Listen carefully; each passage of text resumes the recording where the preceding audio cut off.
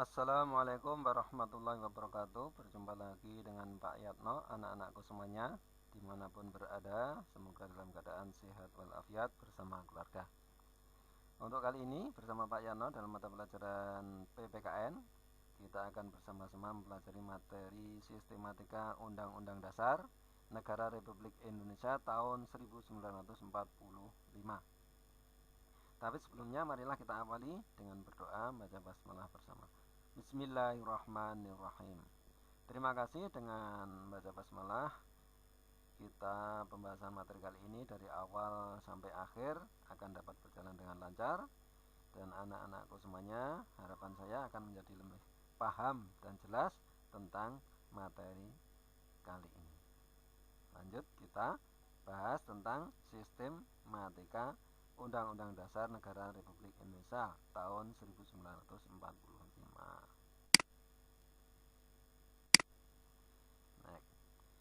Bahwa Undang-Undang Dasar Negara Republik Indonesia tahun 1945 ini merupakan konstitusi negara Republik Indonesia, yaitu hukum dasar tertinggi di negara kita, hukum tertulis ya, konstitusi tertulis. Jadi Undang-Undang Dasar 1945 ini merupakan konstitusi tertulis negara kita.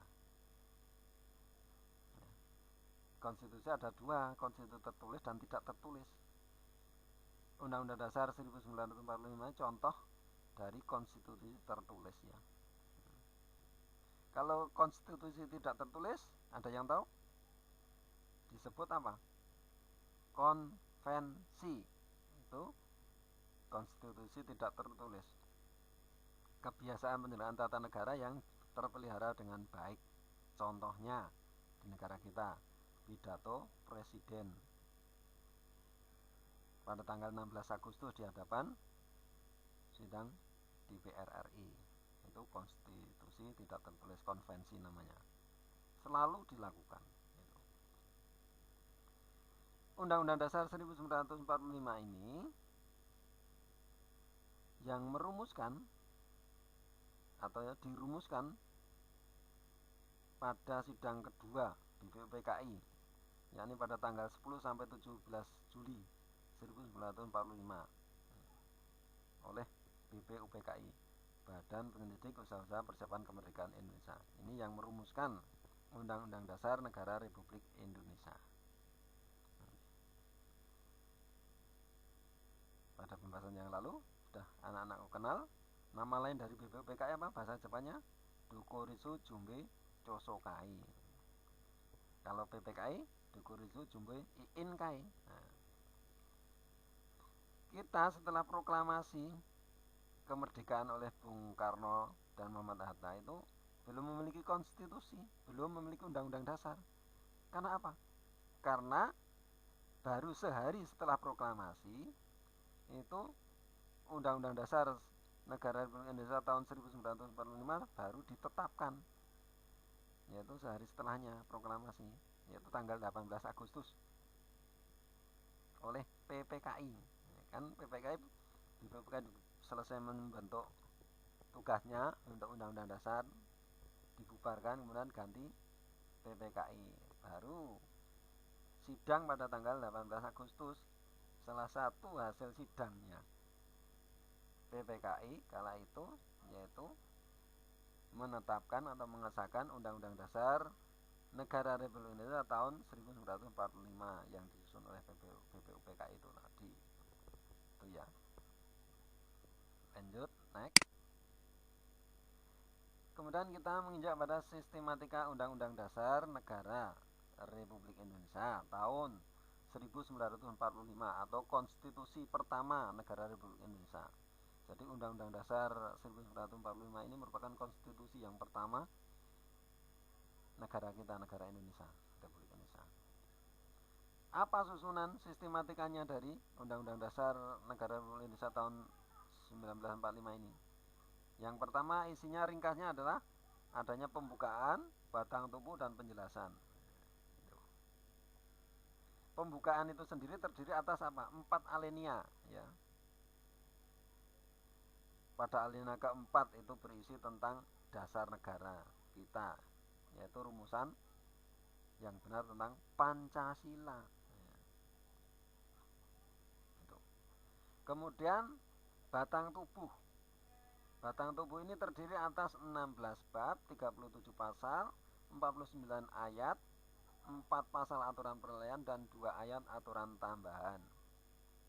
Itu. Dan yang terakhir penjelasan. Meliputi penjelasan umum dan penjelasan pasal demi pasal.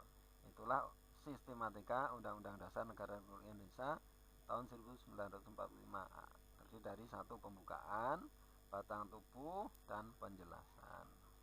Next, lanjut.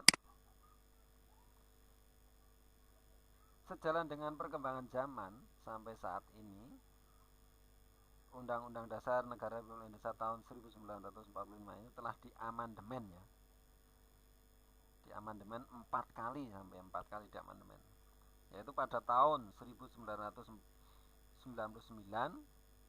sampai 2002 amandemennya terjadi pada waktu itu, ya. Amandemen yang pertama, ya, tahun setelah reformasi ini terjadi amandemen, yaitu pada sidang umum MPR tahun 1999 pada tanggal 15 sampai dengan 21 Oktober tahun 1999. Amandemen pertama terhadap Undang-Undang Dasar 1945. Kemudian amandemen yang kedua itu terjadi pada sidang tahunan MPR tahun 2000, yaitu pada tanggal 7 sampai 18 Agustus 2000. Amandemen yang ketiga terjadi pada sidang tahunan MPR tahun 2001, yaitu pada tanggal 1 sampai dengan 9 November 2001. Sedangkan amandemen yang keempat terhadap Undang-Undang Dasar 1945 dilakukan pada sidang tahunan MPR tahun 2002. Pelaksananya pada tanggal 1 sampai dengan 11 Agustus 2002 ketika sidang MPR berlangsung. Itu amandemen yang pernah terjadi. Kemudian sistematika Undang-Undang Dasar Negara Republik Indonesia tahun 1945 setelah amandemen, yaitu terdiri dari pembukaan, terdiri atas 4 alinea. Kedua, batang tubuh atau pasal-pasal yang terdiri dari 21 bab, 73 pasal, 170 ayat, 3 pasal aturan peralihan, dan 2 pasal aturan tambahan. Itu sistematikanya. Kenapa pembukaan tidak bisa dirubah? Karena menjadi konsensus nasional, kesepakatan seluruh rakyat Indonesia bahwa pembukaan tidak bisa dirubah. Karena kalau merubah pembukaan Undang-Undang Dasar itu sama saja merubah negara kita, karena di situ ada dasar negara. Pada alinea keempat rumusan dasar negara Republik Indonesia. Itu. Makanya enggak dirubah karena sudah menjadi konsensus. Siapa yang merubahnya berarti telah merobohkan negara kesatuan Republik Indonesia, karena pembukaan ini yaitu penjelasan dari proklamasi secara rinci, ya. Itu tentang sistematika Undang-Undang Dasar Negara Republik Indonesia. Mudah-mudahan dengan penjelasan Pak Yatno ini anak-anakku semuanya menjadi jelas dan paham. Ada kurang lebihnya mohon maaf. Terima kasih. Assalamualaikum warahmatullahi wabarakatuh.